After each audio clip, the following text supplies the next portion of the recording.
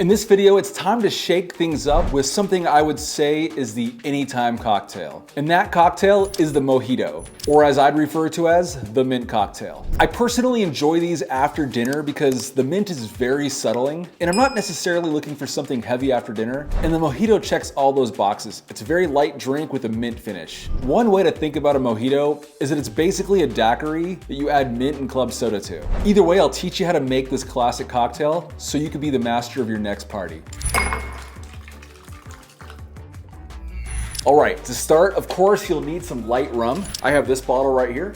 The next ingredient you'll need is some freshly squeezed lime juice. I've already taken the liberty of freshly squeezing my lime, and I use these small little bottles for easy pouring. Additionally, you'll need some simple syrup, as well as some club soda to round this drink out. The tools you need for this drink are a shaker set, a muddler, and a long stir spoon, as well as a hawthorn strainer and a mesh strainer. Everything I use in my bar, as well as in this cocktail, are linked in my description, so don't hesitate to pick up any bar essentials you might need. First things first, you'll need to grab your shaker and about 10 mint leaves and a muddler. Put those 10 mint leaves as well as 3/4 of an ounce of simple syrup and gently muddle everything, releasing the oils into the shaker.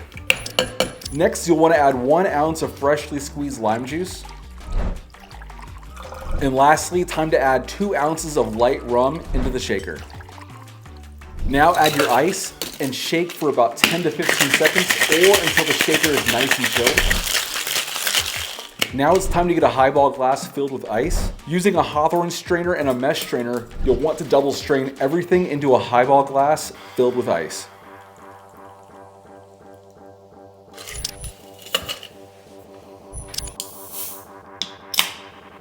Now top that drink off with club soda.